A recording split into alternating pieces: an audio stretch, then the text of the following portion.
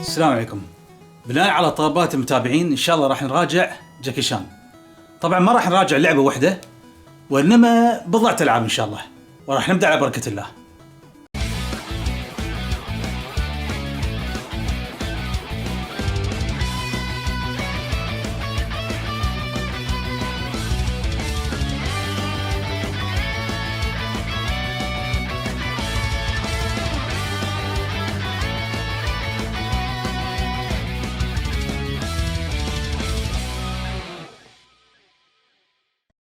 جاكي شان هالممثل غني جدا عن تعريف، وما يحتاج نتكلم عن سيرته في الفنون القتالية والتمثيل، لكن كل اللي نقدر نقول له انه من الشخصيات اللي صنعت طفولتنا في افلامه.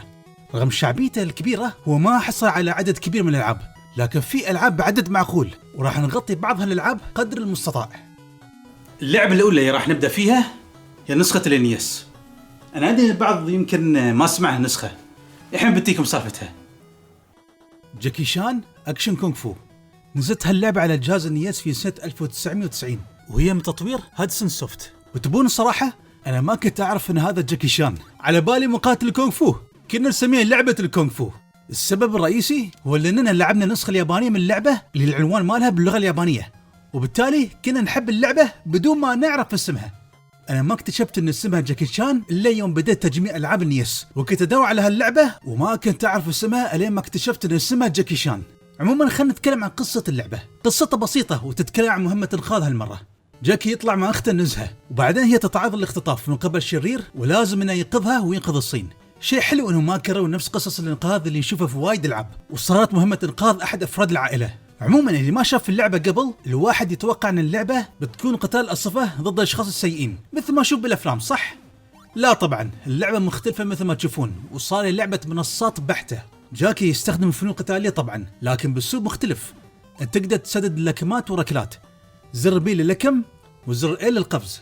طبعا يوم تنط او تنزل راسك هو يرفس. جاكي بعد يقدر يسوي ضربات خاصة وطريقة تنفيذهم فوق زائد بي، هذا تحصل عليه اثناء مغامرتك. في عدة انواع للضربات، في انواع خاصة من الركلات، وفي حركة بلانكا من ستريت فايتر.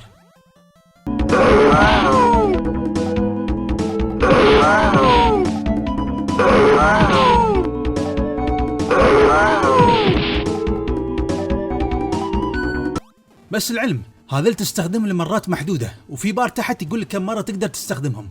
من القدرات بعد ان جاكي يطلق هادوكن. طبعا مش هي الهادوكن فعلية، هذه تسويها بالشحن، وهي تستهلك من بار القدرات على اليمين. اللي على اليسار بار الطاقة، وعندك بس 6 ضربات تتحملها. من الاشياء اللي يحصل عليها جاكي هي الكور الخضر اللي كل ما جمعت 30 منها بتزيد طاقتك، وفي نفس الوقت راح تزيد من بار القدرات على اليمين. هو بعد يحصل على صحن عيش اللي يزود طاقته. هالاشياء بالعاده تحصل عليهم من الضفدع اللي لازم تضربه ويطلع من بطنه لاغراض مفيده. الحين ضفدع بهالحجم الصغير يطلع منه كل هذا من حلجه.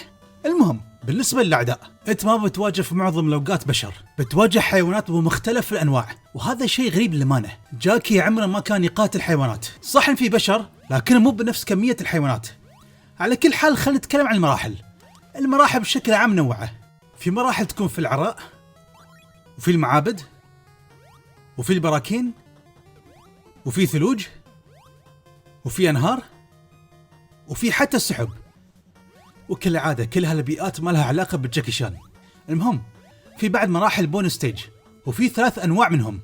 النوع الأول إنك تقفز على أكبر عدد ممكن من السحب، والنوع الثاني إنك تضرب السمك اللي ينزل من الشلالات، والنوع الثالث إنك تضرب الدمى أو التماثيل ويتم مكافأتك بنقاط أو بتزويد طاقتك أو متابعات إضافية. اللعبة طالعة من هوية جاكي شان نهائيا، لكن أنا بكون صريح وياكم، اللعبة جدا ممتازة وممتعة. التحكم في غاية السلاسة والدقة، والمبهر أكثر من ذلك هو الرسوم الجبارة، واللعبة استغلت كل قدرات الجهاز النيس. شوفوا أنيميشن جاكي شان يوم يمشي، ولاحظوا كيف هو متقن، حتى ملامحه يوم يسدد الضربة ويوم يتعور والى آخره. محطين له وايد تعابير، حتى خلفية واشكال الاعداء مرسومين بتفاصيل رهيبة. انتوا حتى بتلاحظون ان سبرايتات الشخصيات كبيرة مقارنة بباقي العاب المنصات، وهالسبرايتات نشوفها بالعادة بالعاب القتال الارصفة، ونادرا ما نشوفها بالعاب البلاتفورم بشكل متقن. مو بس جاكي شان اللي عنده تعابير، حتى الرؤساء هم يبدون ردات فعل لما تضربهم، وينفعلون كل ما ضربتهم اكثر. الرؤساء بشكل عام منوعين بشكل ممتاز، هم مش صعبين اذا عرفتوا خطتهم. المسألة هي مسألة وقت عشان تختمها.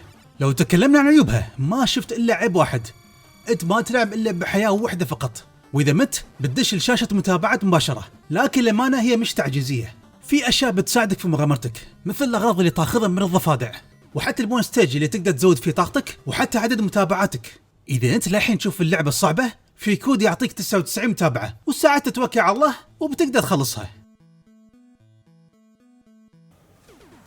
بصراحة ما أكذب عليكم إذا قلت لكم إنها من أفضل ألعاب النيس، سواء كجيم بلاي أو حتى من ناحية تقنية. بس على فكرة في نسخة تشبهها، هي نسخة البي سي انجن. نسخة البي سي انجن نزلت بعد نسخة النيس بسنة. الرسوم طبعا أفضل من نيس ككون أقوى تقنيا، وهالمرة ضبطوا شكل جاكي شان، في أصوات يوم هو يهاجم، وحتى الصوتيات والموسيقى أفضل. الليفل ديزاين مختلف عن نسخة النيس، والمراحل مش بنفس التصميم نسخة النيس، رغم ان الاثنين يستخدمون نفس المحرك بالضبط. في اختلافات بعد بالبون ستيج. هالنسخة هي الأخرى ممتازة جدا وطالعة جميلة مظهريا، لكن للأسف هي نزلت على الجهاز الغلط. يا ريتهم نزلوها على عملاقين ال 16 بت قبل ما يطلع عشاق البي سي انجن ويهاجموني. أنا أعترف ان الجهاز ممتاز، لكن رغم هذا كان يفضل انها تنزل على عملاقين ال 16 بت لأن عندهم الشعبية أفضل، وفي نفس الوقت اللعبة كانت بتنجح أكبر عليهم.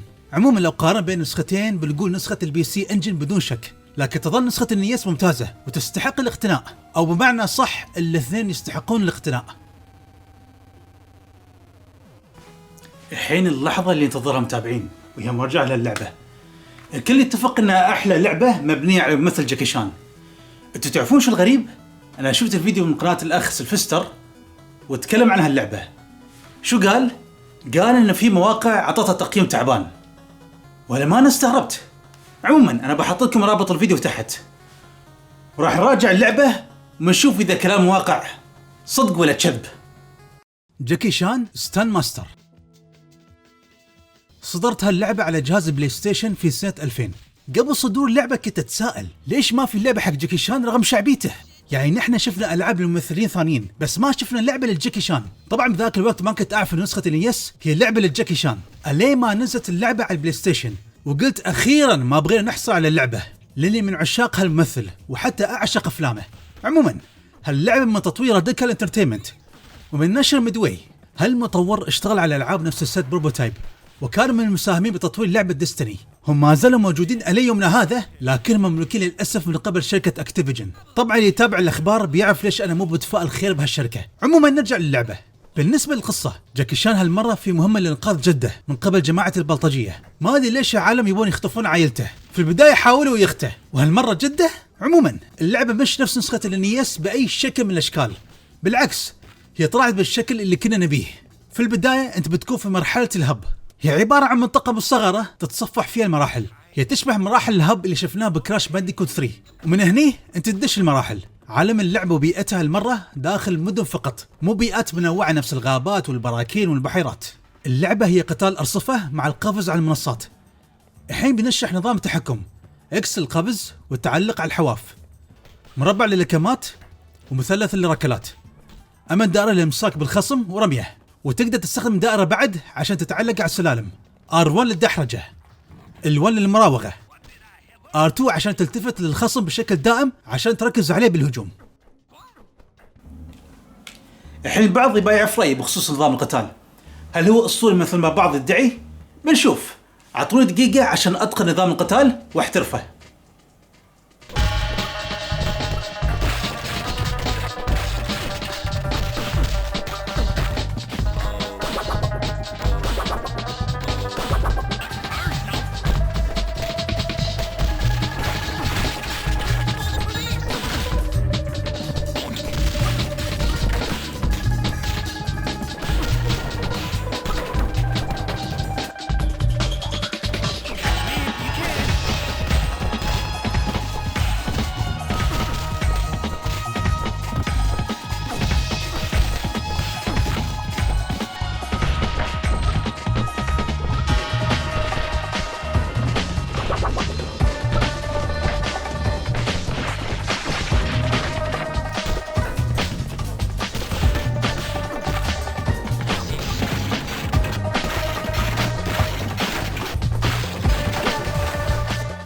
للأمانة نظام القتال جدا ممتاز، وما توقعت ممتع لهالدرجة.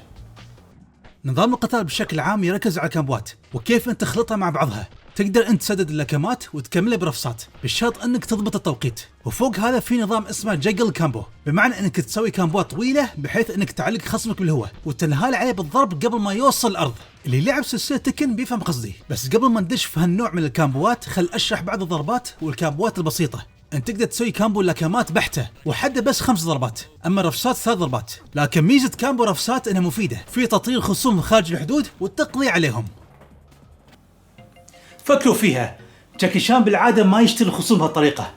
من يهتم؟ هذه اللعبه مو بفيلم وانا بتحكم فيها وبخلي جاكي شان مجرم هني. المهم نفس ما ذكرنا، الرفسات مفيده في تطهير الخصوم. انت تقدر تخلط الكامبوات اللكمات مع الركلات، بانك تبدا على سبيل المثال ب3 لكمات او 4 لكمات، وبعدين تكملها برفسات وبتحصل على كامبوات اطول. بس لازم تضبط التوقيت، لان عادي الخصم يقطع الكامبو في وسطها. من الضربات المفيده بعد هي اللكمه المدوخه. هذه تسويها يوم تتم ضاغط على زر اللكمه، تدوخ الخصم لفتره من الوقت مما يعطيك الفرصه في الهجوم. في بعد ادوات واسلحه تستخدمهم. هذا بالنسبه للهجمات البسيطه. خلينا نتكلم الحين عن الهجمات العميقه وبالذات الجاجل كامبو. في عدة طرق انك ترفع الخصم بالهواء وتكمل عليه بالكامبو. اولهم انك تتم ضغط على زر الركله وبتسوي دبل كيك ترفعه بالهواء وبعدين تنهال عليه بالضربات مباشره.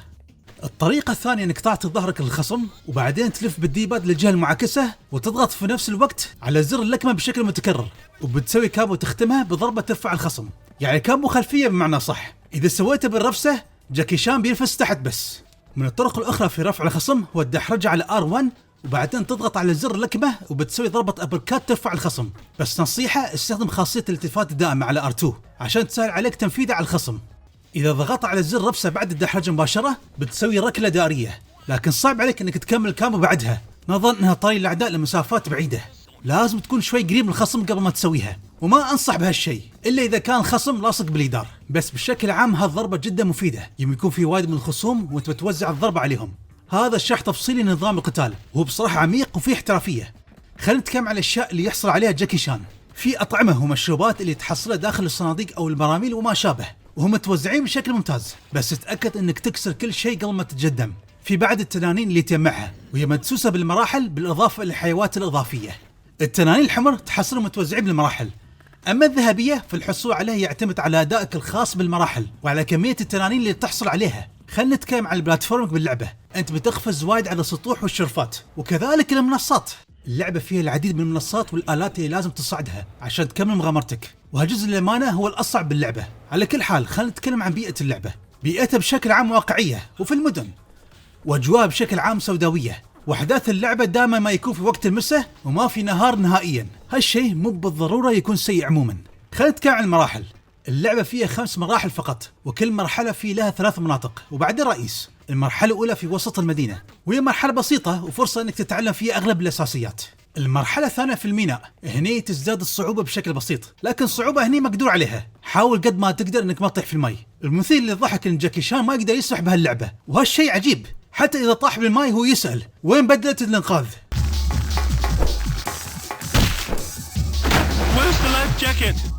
عموما المرحله الثالثه في المجاري. طبعا مراحل المجاري بعالم الالعاب دائما ما يكونون مزعجين، بس هني مش صعبه لهالدرجه. الغريب انك بتواجه اعداء من المتشردين بالمجاري، وما ادري شو يبون بجاكي شان.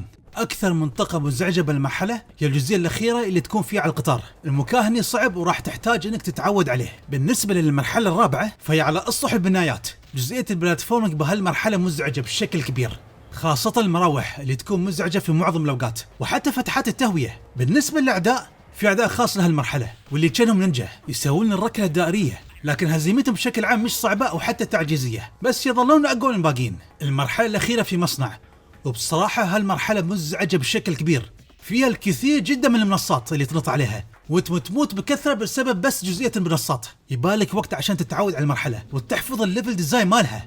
خلينا نتكلم عن الاعداء. هم طبعا مجرد بشر، وهم يمثلون المراحل اللي تكون فيها. يعني في المرحله الاولى بتشوف قطاع طرق وطباخين، في المرحله الثانيه بتشوف بحاره، وفي المرحله الثالثه بتشوف ناس متشردين، وفي المرحله الرابعه بتشوف نينجا. اما المرحله الاخيره بتشوف عمال مصانع. للعلم الاعداء بشكل عام مو بغبيه، اذا انت قربت منهم بيهاجمون مباشره، واهم شيء انك ما توقف بينهم او في وسطهم لانهم ما بيرحبونك.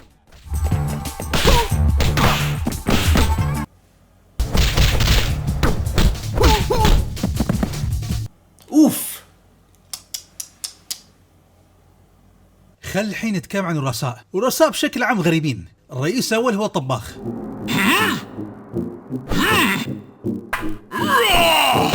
You miss me. على أساس أنك ما شفته من أول مرة. المهم هو مش صعب ككونه أول رئيس تواجهه وبتغلبه بسهولة. الرئيس الثاني اسمه بارني. هل هو بنفس طبع بارني اللي نعرفه؟ I love you, you love me, we're a happy. هذا سفاح مقارنة ببارني ديناصور اللي نعرفه وشايل الحديدة ايش كبرها. عموما انت لازم تهاجمه بتوقيت مناسب ولا تخليه يكسرك على الصناديق اللي فيها الأغذية عشان ما تزيد طاقتك في وقت غلط وتوفرها قدر المستطاع. الرئيس الثالث هو المهرج الملاكم. المزعج فيه انه يسوي هجمة الراس تخليك تدوخ ومساعده يخرب عليك. انت تقضي على مساعده وبعدين استلم مهرج ومسألة وقت عشان تقضي عليه. الرئيس الرابع هو ديسكو. واو اسمه مبتكر. جاكي شان حتى يسايره ويجامله ويرقص وياه. المهم هالرئيس فيه شوي تحدي بس لازم ما تهاجمه يوم يسوي حركات ايدي من تكن وهاجمه في الوقت المناسب. اخر رئيس هو دانتي. طبعا ما يخص بدانتي اللي نعرفه كلنا. هذا لحد الان اصعبهم لانه يقدر يقطع كامبواتك مما يعني انك لازم تباغته بهجوم بتوقيت معين. ورؤساء بشكل عام خططهم متشابهه ومش سيئين بشكل عام. بعد ما تغلب دانتي بتخلص اللعبه وبتنقذ جد جاكي شان. الطريف انك يوم تخلص اللعبه يحطون لقطات اخطاء تصوير بس طبعا باحداث اللعبه نفسها عشان يعيشونك نفس اجواء الافلام اللي نهايتها بالعاده تنتهي باخطاء التصوير. اللعبه للعلم فيها اسرار وكلهم يعتمدون على تجميعك للتنانين الذهبيه. اذا جمعت 15 تنين ذهبي بتحصل على بدلة الكونغ فو التقليديه وبتفتح مرحله سريه وهي مرحله معبد شالون. واذا جمعت 20 تنين ذهبي بتفتح مشهد خلف الكواليس ويراونك كيف الفريق اشتغل على تصميم اللعبه بالموشن كابتشر. وحتى جاكي شان شارك بهالدور. اللي لعب اللعبه وشاف حركات جاكي شان بيلاحظ انها جدا مشابهه بالواقع. الحين خلينا نتكلم عن الرسوم باللعبه جدا ممتازه وحتى الساوند تراك ممتاز وراكب على الاجواء. لكن لو تكلمنا عن عيوبها فالعيب الاول هو في موديل الشخصيات. الشخصيه طالعه بتصميم تشيبي حتى في المقاطع السينمائيه بس اقدر اعذرهم بسبب الجيم بلاي. ثانيا يوم تموت يطلع لودينج. هو مو طويل بزياده بس بيكون مزعج في حالة انك تموت بسرعه ورا بعض. ثالثا مناطق المنصات تكون مزعجه بسبب صعوبتها وفي مناطق ما تعرف كيف تقفز فيها. على سبيل المثال في هالمرحله انا ما اعرف وين الفراغ اللي لازم اقفز فيه ولازم اكتشف بروحي باني اضحي بكم حياه. وفي المناطق اللي تمشي فيها بشكل افقي او عمودي وصعب تقيس القفزه بشكل دقيق. اهم شيء انك بتواجه الاعداء حاول انك ما تكون قريب وايد من الحافه عشان ما تطيح بالغلط. والعيب الاخير هو تعليقات الشخصيات التشيزي وتحس شوي سخيفه بين بعضهم. يمكن تشوف كم من تعليق يضحك. على كل حال العيوب مش كبيره او كارثيه وما في لعبه تخلو من العيوب في النهايه وتظل هاللعبه ممتازه ومن افضل العاب الجهاز. باختصار كلام المواقع مجرد كلام فاضي وقاعدين يتشكون من الامور التقنيه اللي ما فيها شيء اصلا. هذا كل ما لدينا. طبعا في العاب اكثر لجاكي شان لكن ماشي وقت عشان اغطيها كلها. عموما انا بحط لكم رابط من قناه ام جي جيمر تحت بالوصف. هو يتكلم عن كل اصدار لجاكي شان وهو على فكره اسس قناه جديده وبحط رابطها بعد تحت ويا ريت تدعمونه. يعطيكم الف عافيه متابعه.